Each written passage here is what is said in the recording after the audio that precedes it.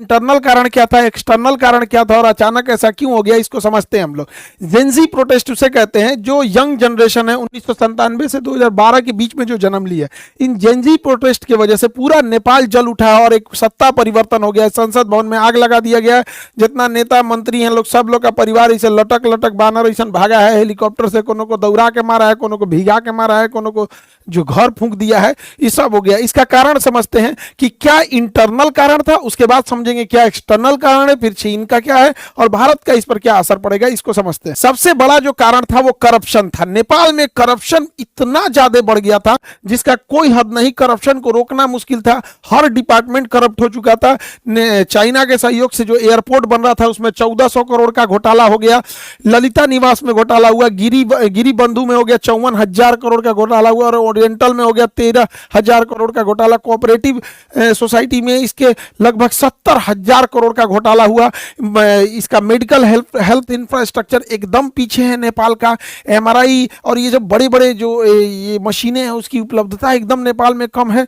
Arms deal में Bareta company से जो आर्म्स जिसका दाम था उससे 4 गुना रेट में दलाली में खरीद के लाया सब। पतंजलि को जो जमीन विवाद हो गया पतंजलि से कर लिया सब। यहाँ पर चाय का गोदाम कमर्शियलाइजेशन के लिए बेच दिया। इतना भयानक करप्शन हुआ और जिस कारण महंगाई बढ़ गई। छोटी सी छोटी चीजों के लिए महंगाई इतनी बढ़ गई थी कि बच्चे जो स्टूडेंट थे जो नॉर्मल ग्रेजुएशन करते थे, बीए बीए सीए लोग, इन लोग को अपनी फीस भरने के लिए पार्ट टाइम जॉब करना पड़ गया। इतनी महंगाई बढ़ गई थी और लोग जॉबलेस हो गए थे। और खाली मतलब एक पुरुष का खाली बेरोजगार इंसान बड़ा खराब जिंदगी होती है। आसमान थूकता है, जमीन गाली देती है, उसको लगता है अपना जीवन बोझ हो गया है। खाली जेब जो होता है ना, ये बड़ा दर्दनाक होता है, बड़ी भारी होता है खाली जेब।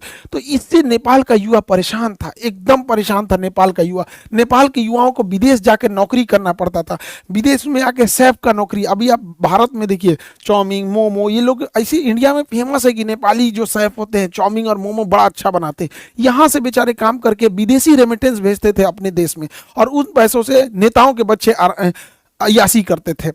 नेपाल की जो यंग जनरेशन थी, सोचिए कितनी मुसीबत में होगी कि युद्ध के दौरान वो लोग यूक्रेन से लड़ने के लिए रसिया में भर्ती हो गए और रूस ने उन्हें 20-25 दिन की ट्रेनिंग दिया, हथियार थमा के भेज दिया यूक्रेन से लड़ने के लिए, और वहां वो लोग शहीद हो गए थे। उनका घर परिवार उजड़ गया। इतना भयानक वहां बेरोजगारी का आलम था।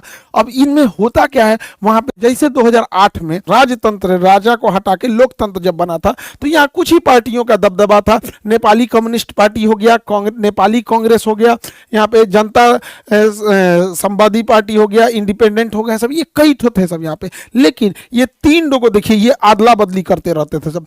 पहले ओली बना 18 में, फिर देहुआ बना 21 में, फिर प्रचंड बना 22 में, फिर अबुढ़वा बन गया 24 में। इतना ऐसे ऐसे हो रहा था यार नेपाल में, ऐसे यहाँ से यहाँ, इस तरह से इन लोग का सत्ता परिवर्तन मैंने पारा पारी खेल रहा है। एबेरी हम, एबेरी तुम, एबेरी हम। यहाँ पे जनता परेशान हो गई, सारा गठबंधन कर ले रहा था सब। कब किससे गठबंधन कर लेगा पता ही नहीं चलेगा, ये उसको गरियाएगा उसको गरियाएगा, फिर गठबंधन करके सरकार बना लेगा। तो इससे पूरी पब्लिक परेशान हो गई थी। और इनके भैया सबसे बड़का कारण ये नमूने बने हैं सब।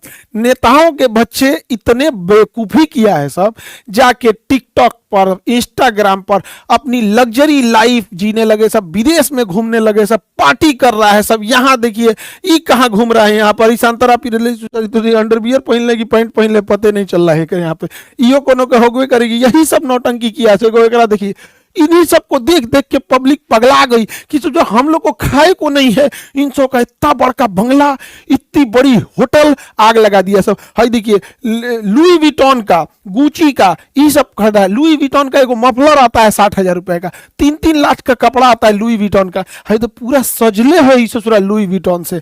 एकरा ए हैरी पॉटर अब्बा गइलो तो लदा के, इसी सबको पीटा था यहाँ पे के बाप को दौरा दौरा मारा है ये बेचारा के। और दिखावा हैरी पॉटर, यहाँ देखा यहाँ पे तोरा अब्बा पिटा के भागा है यहाँ पे, इसी सब के वजह से हुआ है। अब होगा क्यों नहीं, नेपाल की पब्लिक की हालत ऐसे है, नेपाल की पब्लिक इस तरह से। आप इनको देखिए, भारत के नेताओं से सीखना चाहिए नेपाल के नेताओं को। भारत के नेताओं का 2 चाल समझिए।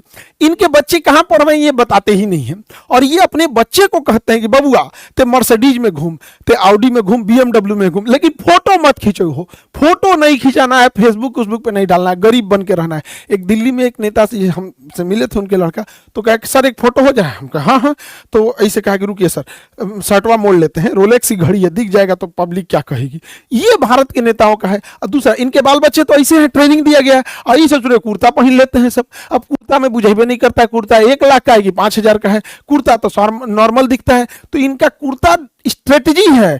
दूसरा, आप देखिएगा कभी भी अपने घर का फोटो नहीं दिखाएंगे सर, भारत का कोई नेता मंत्री घर का फोटो नहीं दिखाएगा। घर के बाहर जो लॉन होता है, खाली जगह, इंटरव्यू देना रहेगा, वो लॉन में बैठ के देगा, बैठ जाएगा लॉन में, देखेगा पीछे घर नहीं ना आ रहा है, कहेगा दूगो गाय ले आके इधर ये चराओ, दो गाय बांध दो, इंटरव्यू चालू करो, पीछे गाय आना चाहिए, अपने आप को गरीब शो करेगा, अंदर जाके देखिएगा महल बनाया रहता है। तो नेपाल के नेताओं को भारत के नेताओं से सीखना चाहिए। हालांकि भारत में भी ऐसे नेताओं लोग में करप्शन बहुत ज्यादा है, एक्सेसिव करप्शन है। तो नेपाल के एक नेताओं के बाल बच्चे, इन्हें नेपो किड्स या नेपो बेबी बोला जाता था इन सबको, बकलोलवन सब, ये सब नाच दिया। तो ये नेताओं के लोगों की लग्जरी लाइफ थी, और ये नेपाल के गरीब लोगों की थी। सोशल मीडिया पे इन नेताओं के इस रवैये को लोगों ने बढ़ चढ़ कर शेयर किया कि इन्होंने करप्शन के पैसे से विदेश में पढ़ रहे हैं, विदेश में घूम रहे हैं, विदेश में पार्टी कर रहे हैं, इनका ये इतना बढ़िया बढ़िया मकान है यहाँ पे। तो सोशल मीडिया पे ट्रेंड होने लगा, सोशल मीडिया इस पर तूल पकड़ने लगा, लोग बोलने लगे सोशल मीडिया पे। अब नेपाली सरकार ने सोशल मीडिया वालों से कहा कि आप इस पे ग्रीवांस ऑफिसर नियुक्त करो। उन्होंने नहीं नियुक्त किया तो 1 हफ्ता का वार्निंग दिया, और नहीं पूरा किए तो इस सब ने बैन कर दिया। जब बैन किया सोशल मीडिया को, तो जब सोशल मीडिया बैन हो गई, टिकटॉक को छोड़ के सबको बैन कर दिया, क्योंकि टिकटॉक ने अपना ग्रीवांस अधिकारी नियुक्त कर दिया था। लेकिन इन लोगों को लगा कि टिकटॉक चाइना का है, उसको बैन नहीं किया, टिकटॉक पे बैन नहीं किया, बस उसी पे लोगों ने डेट डिसाइड किया कि इस दिन चलना है नेपाल पे, हथावा बोलना है, और पूरा भीड़ लगा दिया। इन लोगों का कहना था करप्शन को बैन करो, सोशल मीडिया को नहीं। Ban corruption, not social media. क्योंकि सोशल मीडिया को बैन क्यों करेंगे? क्योंकि ये यंग जनरेशन है, स्टूडेंट है, स्टूडेंट्स बेचारे प्रोटेस्ट करने आए थे, एक बड़ी संख्या में स्टूडेंट प्रोटेस्ट करने आए थे। उनका कहना है कि भैया सोशल मीडिया केवल रील देखने के लिए थोड़ी है, इस सोशल मीडिया पे वीडियो कॉन्फ्रेंसिंग होती है, बहुत सारी मीटिंग हो जाती है, बहुत सारे बिजनेस सोशल मीडिया पे चलते हैं, मार्केटिंग होती है, इस पे एडवर्टाइजमेंट चलते रहते हैं। आजकल नेपाल में बहुत सारे लोग विदेश में काम करते हैं, तो विदेश में नॉर्मल नंबर नहीं लगता है, तो लोग व्हाट्सएप कॉल कर लेते हैं, ये इसमें दिक्कत आने लगा। बहुत सारे लोग नेपाल में क्लास करते हैं, उनके भी वहाँ के टीचर होंगे लोग, वो लोग पढ़ाते होंगे अपना अपना वहाँ पे, तो सारी चीजें बाधित हो गई। इसी को लेकर प्रोटेस्ट हो गया। प्रोटेस्ट बहुत बड़ी संख्या में था। यहाँ पे अगर ध्यान देंगे तो यहाँ पुलिस इनको रोक रही थी, तब तक ससुरा किसी ने आदेश दिया ऊपर से, प्रधानमंत्री के यहाँ से, कि इनको गोली मारो। और जानते हैं इन्होंने क्या किया? एकदम माथा पे गोली मारे हैं सब। इन बच्चों को स्कूल यूनिफॉर्म पे माथा पे गोली मारा सब। अब जब यहां गोली मारिएगा, ये तरीका गलत है। लोकतंत्र में भीड़ को शांत करने के लिए अन्य तरीके भी होते हैं। ये बात है कि हाँ, हर चीजों को हम लोग जबरदस्ती नहीं मना सकते, लेकिन वाटर कैनन होता है, आंसू गैस के गोले होते हैं। जब चीजें हद से पार हो जाती है तो पैर पे गोली चलाया जाता है, कई बार रबड़ बुलेट चलाए जाते हैं, एकदम एक्सट्रीम हो जाता है तो पैर पे गोली चलाया जाता है। उसके बाद भी कारण बनाना पड़ता है कि हमने ये सब कर दिया, तब लास्ट में इस तो पूरा सीधे गोली मारा सब, यहाँ पे एकदम हेड शॉट मारा। इसके वजह से जो लोग प्रोटेस्ट में नहीं भी उतरे थे, वो सब के सब लोग प्रोटेस्ट में उतर गए और कहें अब की बार तो ओली सरकार को उजाड़ देना है, करप्शन को खत्म ही कर देना है। लोगों ने ऑफिसेस तोड़ दिए, सब जगह तहस नहस कर दिया, संसद भवन को आग लगा दिया, कहा कि चट्टा यहीं से बैठ के करप्शन करता है सब, और यहां से नेताओं को इसे लदा लदा भागना पड़ा है। और समय रहते ये लोग ईमानदारी से काम किए रहते तो आज ये नौबत नहीं आई रहती। नेपाल से ये लोग भाग गए हैं, किसी को डुबा के मारा, लसड़ा के मारा, मूड़ी फोड़ दिया, कपार फोड़ दिया, को जिंदा जला दिया। ये सब पूरी तरह से नेपाल को तबाह तबाह कर दिया। नेपाल में एक हामी नेपाल करके एनजीओ था जो भूकंप के समय मदद कर रहा था। सूडान गुरुम इसको नेतृत्व कर रहे थे, और इधर एक काठमांडू का मेयर बालेन शाह, ये लोग इसको एक तरह से लीड कर रहे थे। हालांकि भीड़ इतनी ज्यादा हो गई और पुलिस की गोली वजह से ये घटना और ज्यादा उग्र हो गई। हालांकि इसे कंट्रोल करने का बहुत हद तक आंदोलन को कंट्रोल कर लिया गया है। सेना कमांड को संभाल चुकी है। सेना ने आदेश दिया जनरल ने कि आप सब लोग अपने इतने जगह पे लौटेंगे, और अभी के तौर पे अंतरिम सरकार सुशीला कार्की को दिया गया है। जिस तरह बांग्लादेश में दिया गया वहां पर यूनुस खान को, उसी तरह दिया गया यहाँ सुशीला कार्की को। ये भारत के बीएचयू यूनिवर्सिटी से पढ़ी थी, वहां पर चीफ जस्टिस रही, पहली महिला मुख्य न्यायाधीश रही। अभी इनके हाथों में अंतरिम सरकार है, बाद में ये लोग इलेक्शन करेंगे। अब ये खुद ही कंफ्यूजन में है कि राजशाही नहीं था कि इलेक्शन कराया जाए। एकदम परेशान है लोग, नेपाल की स्थिति एकदम गड़बड़ है। कुछ चीजें नेपाल में गड़बड़ हुई हैं जो नेपाल के क्रांतिकारियों को नहीं करना चाहिए था। पहला कि इन्होंने सुप्रीम कोर्ट की बिल्डिंग जला दी, उसमें सारे डॉक्यूमेंट जल गए। कौन नेता करप्ट था ये भी खत्म हो गया। कोई ठीक नहीं, ससुरा नेता जलवा दिया होगा सब कि बाकी में नया सरकार आएगी तो हमारा फाइल निकलवाएगी, जल गया यहाँ पे। दूसरा गलती क्या कि इन्होंने जेल तोड़ के 13,000 से ज्यादा कैदियों को रिहा कर दिया। अब जो कैदी रिहा हुए हैं सब, भारत में आने का तो वीजा नहीं मिलता है, उसको ससुरा भारत में घुस जाएगा सब। अगर भारत में नहीं भी घुसा सब तो कैदी था सब, उसको नहीं छोड़ाना चाहिए। हाँ, राजनीतिक कैदी रहते तो समझ में आता है, क्रिमिनल्स को काहे छोड़ा दिए यहाँ पे। पुलिस ने मास सरेंडर किया, लोग पुलिस को मारे। पुलिस तो खैर करप्शन कर, गोली चलाएंगे लोग तो पब्लिक छोड़ देगी, माथा पे गोली चलाएंगे पुलिस। उसके बाद कहेंगे भाई आदेश आ रहा है तो आप हवाई फायरिंग कीजिए, आंसू गैस मारिए, मारेंगे गोली तो पिटाएंगे कहीं नहीं, पिटा गए यहाँ पे। लेकिन इससे भारत को क्या हुआ, भारत को एक लॉस लगा। अनस्टेबल नेपाल कभी भी भारत के लिए ठीक नहीं है। दूसरा, भारत सरकार अभी काला पानी लेपुलेख विवाद चल रहा है, आप अब नेक्स्ट वीडियो उस पर बना देंगे ताकि आप लोग को ज़्यादा क्लियर समझ में आ जाए। लेकिन एक बड़ा दुख के साथ ये कहना पड़ता है ना, नेपाल भाइयों लोगों को भी समझना चाहिए। एक ऐसा ट्रेंड बन गया है नेपाल में, हम लोग जान भी दे देंगे ना तो नेपालियों को लगेगा कि भारत हम लोग के लिए खिलाफ है। उनको चाइना ही अच्छा लगता है। हम लोग को क्या ही कर सकते हैं उन लोग के लिए, नेपाल के लिए क्या नहीं किए हम लोग।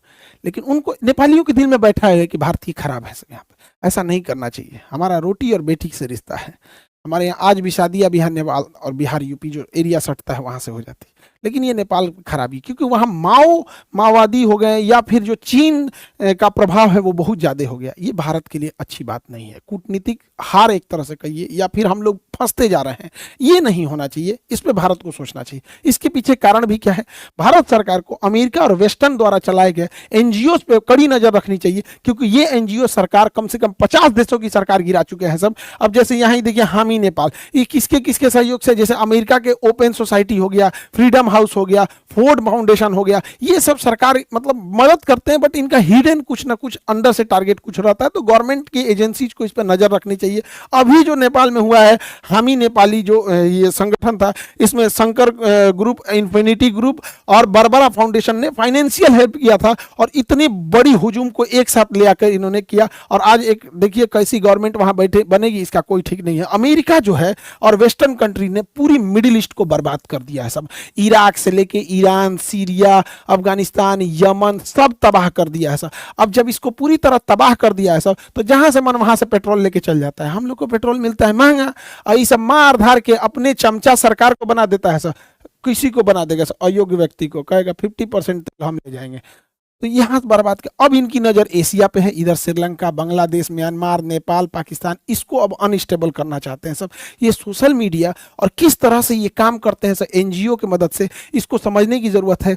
देखिए, सर्बिया एक देश था, सन 2000 में सर्बिया रसिया का फेवर करता था। 2000 में बुलडोजर क्रांति लाया सब, और सर्बिया की सरकार को कहा सब कि सरकार करप्ट है, ये है वो है, एक नैरेटिव सेट किया, सरकार को गिरा दिया। अभी जो सरकार है वो अमेरिका की फेवर की है, रूस की फेवर की नहीं है। उसी तरह जॉर्जिया एक देश है, जॉर्जिया उसी के पास है, सर्बिया की साइड में जॉर्जिया। 2003 में जॉर्जिया में रोज रेवोल्यूशन लेके चले आए सर। रोज रेवोल्यूशन में क्या था, जॉर्जिया जो था रसिया के फेवर में था। तो ये अमेरिका वगैरह सोशल मीडिया, और ये उस समय तो मतलब इतना नहीं था सोशल मीडिया 2003 में, लेकिन एनजीओ वगैरह की मदद से इस सब ने क्या किया, वहां पर रोज रेवोल्यूशन लाया और सरकार को गिरा दिया। अभी जो सरकार है वो अमेरिका के फेवर में है।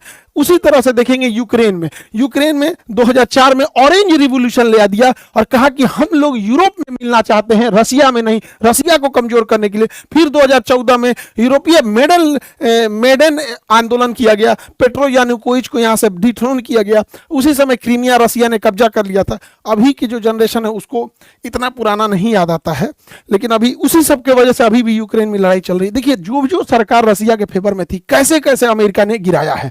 ऐसे ही 2011 में अरब क्रांति शुरू होती है ट्यूनीशिया से। ट्यूनीशिया की सरकार को उखाड़ फेंका जाता है, अरब क्रांति। और अरब क्रांति देखते देखते अफ्रीका से पूरे अरब में फैल गई। अरब क्रांति में लीबिया में मुअम्मर गद्दाफी को उड़ा दिया गया क्योंकि ये रूस का फेवर में था। इजिप्शियन गवर्नमेंट को उड़ा दिया गया, हुस्नी मुबारक को, क्योंकि ये रूस के फेवर में था। सीरिया में बशर अल असद को उड़ा दिया गया क्योंकि रूस के फेवर में था। यमन से शेख अब्दुल्ला साले को उड़ा दिया गया क्योंकि ये रसिया के फेवर में था। ये सब अमेरिका की चाल है। अभी भी नहीं समझ में आएगा तो बहुत दिक्कत हो जाएगा। ये सोशल मीडिया हम 20 बार कहते हैं इस पर इंडिया का अपना कमांड होना चाहिए, नहीं तो फिर हम लोग मुख्य दर्शक बन के ऐसे ही देखते रहेंगे। 2021 में म्यांमार में क्या हुआ? म्यांमार में सरकार हटा दिया गया आंग सान सू की, ये भारत के फेवर में थी, और यहाँ जुम्टा की सरकार बना दिया गया, सैन्य तानाशाही जुम्टा की। हुआ क्या? 2017 से 2021 तक म्यांमार से रोहिंग्या भारत में घुस गए। आज रोहिंग्या भारत की एक बड़ी समस्या बन चुके हैं। लेकिन अभी बताइए, इलाज से अच्छा बचाव होता है। यहाँ स्टेबल रहता तो भेज सकते थे, अभी कहाँ भेजेंगे? इन सबको भारत की एक बड़ी समस्या बन चुकी है रोहिंग्या यहाँ पे। वैसे ही 2022 में आप देखिए श्रीलंका में हमारी जो फेवर की सरकार थी, अभी चाइना की फेवर की सरकार आ गई है, हटा दिया गया। उसी तरह आप देखे होंगे यहाँ पे मालदीव में यही हो गया। आप पाकिस्तान में देखिए 2022 में इमरान खान, चचवा मेरा, इसको इमरान खान को डिथ्रोन कर दिया। सब क्या आरोप लगाया? सब कि इन्होंने जो गिफ्ट मिला था उसे तोहफा में रखना चाहिए था तो पर्सनल यूज कर लिया। दूसरा, इन्होंने जो दूसरी शादी की थी तो तलाक के बीच में इद्दत का जो टाइम दिया जाता है लगभग 3 महीना, वो पूरा नहीं किया तो शादी टाइम से पहले कर दिया। उसकी वजह से जेल में डाल दिया और जेल में बेचारे का रेप कर दिया गया। एगो मेजर इसका रेप कर दिया, बेचारा का बर्बाद हो गया इमरान खान। हालांकि इमरान खान जो था आतंकवाद को पसंद नहीं करता था, लेकिन है जो आसिम मुनीरवा बैठल है ना चोट्टा, ये बहुत खतरनाक है। पहलगाम अटैक वही कराया था। मेरे कहने का मतलब है कि देश सर्वोपरि रहना चाहिए। समझिए दूसरों की गलतियों से, वो देखिए जो नहीं देख पा रहे हैं। ये सोशल मीडिया से केवल वो नहीं है, किस तरह से बर्बाद कर रही है चीजों को, उसको समझने की जरूरत है। 2024 में बांग्लादेश में एक टेलीग्राम, मामूली टेलीग्राम कैसे इतना बड़ा विद्रोह खड़ा करके होता है और शेख हसीना को वहां से हटा देता है। वहां पे सरकार आ जाती है, वहां के माइनॉरिटी कम्युनिटीज को, ज्यादातर माइनॉरिटी में वहां हिंदू ही हैं, उनको जला के हथौड़ी से ना पूरा आंख फोड़ फोड़ के मार दिया। सब हम लोग देखते रह गए। क्या कर लिए? कैंडल जला लेंगे लोग। हम लोग को सचेत होने की जरूरत है क्योंकि ये सब स्लीपर सेल का काम करते हैं। सब यहाँ पे इतनी ज्यादा डिपेंडेंसी भारत की हो गई है इनके ऊपर जिसका कोई हद नहीं। गूगल का केवल एक चीज नहीं है, गूगल का यूट्यूब है जिसपे आप हमको देख रहे हैं, ये गूगल का। इसी का प्ले स्टोर है जिसपे से आप जोमेटो, आप यूपीआई हेन डाउनलोड करते हैं। इससे नहीं डाउनलोड करेंगे तो क्रोम से करेंगे, तो दोनों तो भैया एक है यहाँ पे। मेल किससे करिएगा आप? कोई भी नया एप्लीकेशन रह गया मेल करना पड़े, ये भी इसी का है। अब सब छोड़िए ना, मोबाइलवा तो एंड्रॉइड है, मोबाइल सैमसंग का लीजिए, वीवो का लीजिए, किसी को लीजिए, लेकिन उसके अंदर जो सॉफ्टवेयर है वो एंड्रॉइड है। एंड्रॉइड किसका है? इसी गूगल का है।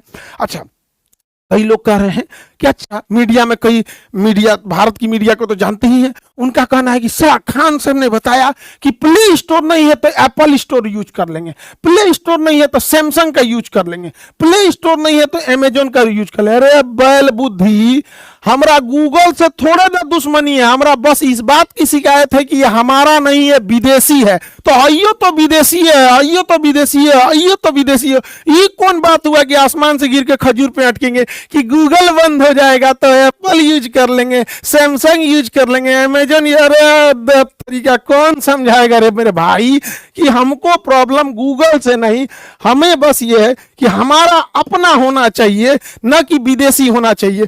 जब बैल बुद्धि मीडिया को क्या समझाएं हम यहाँ पे। जीमेल के जगह हमें अपना मेल यूज करना चाहिए, भारत मेल, भारत मेल। तो मीडिया के कुछ बंधु ये कह रहे हैं कि जीमेल की जगह भारत मेल लोग अपनाएंगे। क्यों नहीं अपनाएंगे? तो होना चाहिए, उतनी सोच होनी चाहिए। हम भारत मेल लाएं, जितनी भी योजनाएं हैं भारत सरकार की, चाहे वो जनधन योजना हो, चाहे वो राशन योजना हो, खाद बांटना हो, एलपीजी सिलेंडर बांटना हो, उसका ओटीपी मेल, जीमेल पे ना जाके भारत मेल पे जाएगा। वोटर कार्ड का वेरिफिकेशन भारत मेल पे जाएगा। आधार कार्ड का वेरिफिकेशन गूगल जीमेल पे ना जाके भारत मेल पे जाएगा। इनकम टैक्स, जीएसटी, टीडीएस, ये सबका कहां जाएगा? भारत मेल पे जाएगा। मजबूरी बनेगी लोगों को जीमेल के साथ साथ भारत मेल भी रखना। एफआईआर, कोर्ट, जितने बच्चे एग्जाम दे रहे हैं, एग्जाम का फॉर्म भारत मेल पे लिखा जाएगा, उनका एडमिट कार्ड भारत मेल पे होगा। तो इससे होगा क्या?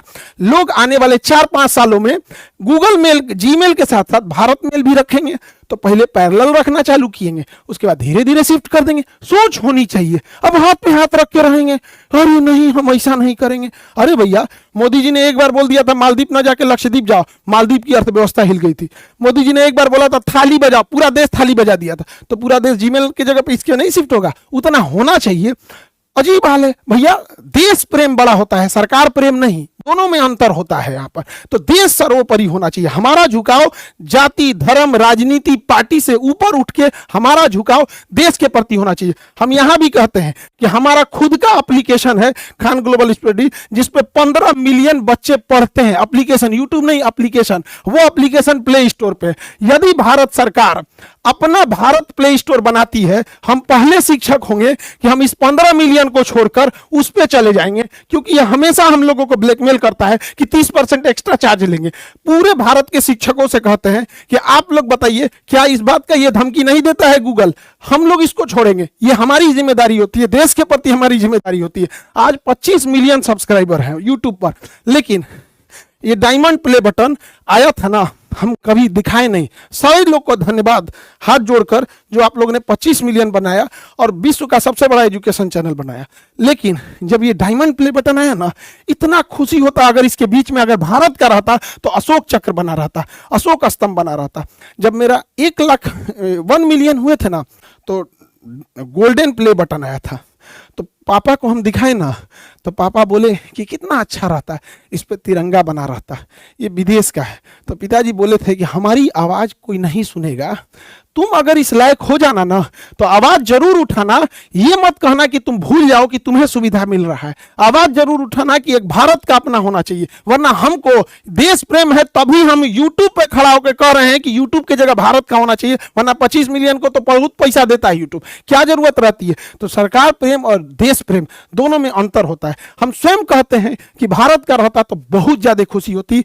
आज नहीं होगा, 10 दिन बाद होगा, 10 साल लगेंगे, 20 साल लगेंगे, लेकिन अगर हम शुरू ही नहीं करेंगे तो कभी मंजिल पे नहीं पाएंगे। मंजिल मिले या ना मिले ये मुकद्दर की बात है, लेकिन हम कोशिश ना करें ये गलत बात है। तो ये देश प्रेम हम इसीलिए कहते हैं। वरना 25 मिलियन पे तो बहुतों सुविधाएं मिलती रहती हैं यहाँ पर, लेकिन जो देश प्रेम है, जो इस ये हम कभी आप लोग को दिखाए हैं, ये रखा हुआ है हमारे यहाँ।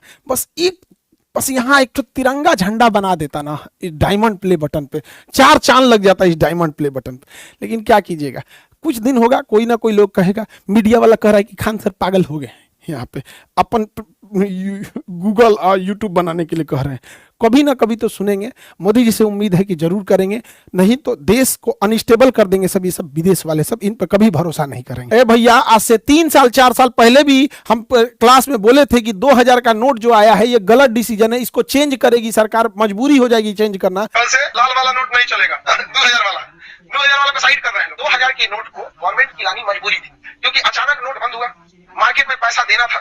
छोटका छोटका नोट छापने में टाइम लगता है।